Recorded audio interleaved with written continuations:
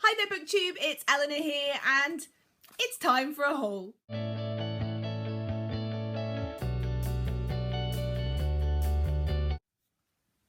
So the book I want to show you first today, I'm so excited about. I'd wanted to get one of these particular editions before, and I'd put it off, and then there became an opportunity where I was going to read a particular book. I didn't own a copy of it, and I thought, right, I'm going to get one. And it is more beautiful and more lovely and more gorgeous than I ever hoped. So I picked up Jane Eyre by Charlotte Bronte in this beautiful Knickerbocker Classics. It's so lovely. I can't describe the feeling of the cover. It's sort of fabric-y, but not. I love the fact they've got these sort of bands on, and the text is reasonably small, but I just love this, and I love having the band on there, and it's all bendy, and I just can't wait to read from this. It just feels like a really beautiful and lovely book, and there's loads of different books bound like this, and now I feel like, even though none of them at the moment are ones that I want to read, I feel like I want to buy them all, so I'm restraining myself, but I can't wait to read this. I'm going to be reading it really soon, along with some other sort of Jane Eyre-esque books, so I'm really excited, and I can't wait. I love the look of this, and yeah, I've not read Jane Eyre before, so it's going to be a good one reading from this beautiful edition. The next book I picked up is called A Fierce and Subtle Poison by Samantha Mabry. I've been hearing lots about this. I heard about it from Book Riot's channel, and they said how good it was, and it just sounds intriguing. So this story is about a 17-year-old boy, and during most of the year he lives on the mainland, but in the summer holidays he goes with his developer father to Puerto Rico, and this island has a mystery surrounding a girl called Isabel, who it is believed eats these poisonous plants and can grant wishes.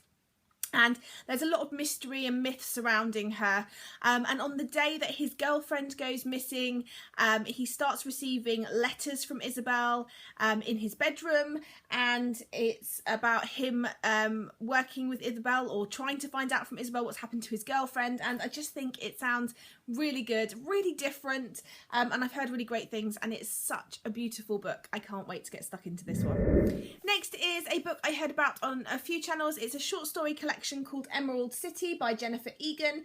I've not read any of Jennifer Egan's novels, but I've heard they're really good, but I just really liked the sound of this. Jennifer Egan wrote A Visit from the Goon Squad, which I hear great things about, but it didn't really sort of draw me in as much as this one. I like the fact that these are set in exotic locations like China and Bora Bora. They're stories about normal people, or, you know, general people in normal lives, and I'm hoping this will be a short story collection for me. I'm still on the lookout for another 5-star one. Next book I picked up is a book called The Girl with a Clock for a Heart. This is a thriller. It's by Peter Swanson. I've heard really good things about this. It's about a man whose university girlfriend, I believe, disappears one night, and then sort of 20 years later turns up and says she's in trouble. I don't know much about this, but I've heard there's really great plot twists and turns, which is what I like with my thriller and crime books, so I'm really excited to try this one out. Now, if you watch my channel, you'll know that I've been having trouble with N.K. Jemisin's books. I read 100,000 Kingdoms. I really disliked that book.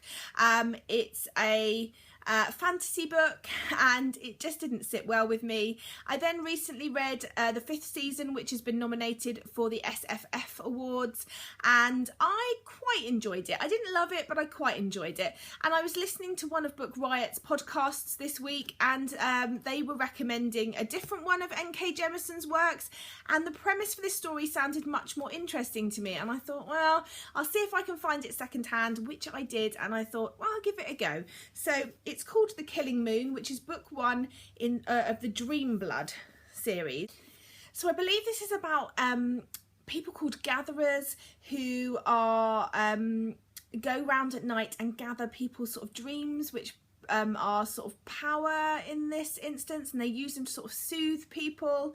I don't know if they can manipulate people's dreams, but someone is going around killing innocent dreamers, and they have to find out who it is. And I just think it sounds really intriguing, and I wanted to give N.K. Jemisin one last shot, so I'm going to be trying this one, and fingers crossed that I really like this one because the story sounds really promising, so fingers crossed. Next, I picked up a secondhand copy of Steal Across the Sky by Nancy Kress.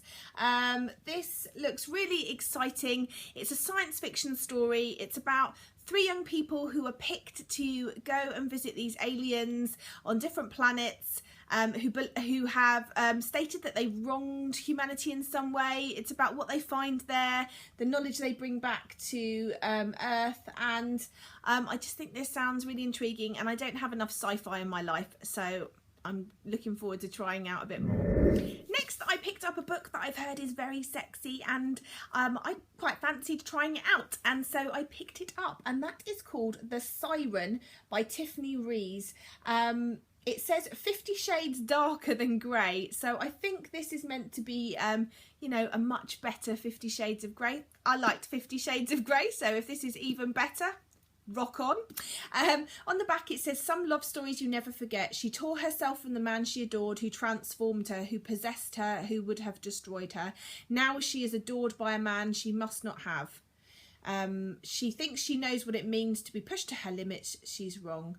And this is, I think, called the first story in the original Sinners. It says here there's the Siren, the Angel and the Prince. So if I like this, I can pick up the rest in the series, but I'm excited to try this one out. It's about time I found a new sexy book to try out. And then the final book I have to show you is called Love, Nina, Dispatches from Family Life by Nina Stibb. This, I believe, is her sort of autobiography. I've heard really good things about this from various different booktubers and podcasts, and it just sounds hilarious.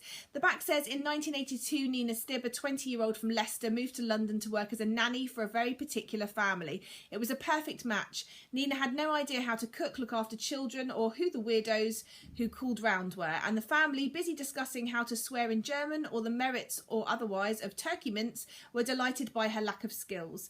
Love, Nina is the collection of letters she wrote home, gloriously describing her domestic life, the unpredictable house guests, and the cats everyone loved to hate. I just think this sounds brilliant, and I struggle with non-fiction to get engaged sometimes, and I've heard good things. I've heard this is really engaging, very funny, very interesting. I love this cover. I just think it's really, really retro and brilliant. I was born in the 80s, so I'm hoping I'll get a few of the references, and yeah, I'm just really looking forward to this one. So that's the final purchase. So that's all the books I have to show you today. Let me know if you've read any of these, what your thoughts were on them, and let's chat as always in the comments below. Bye for now, BookTube.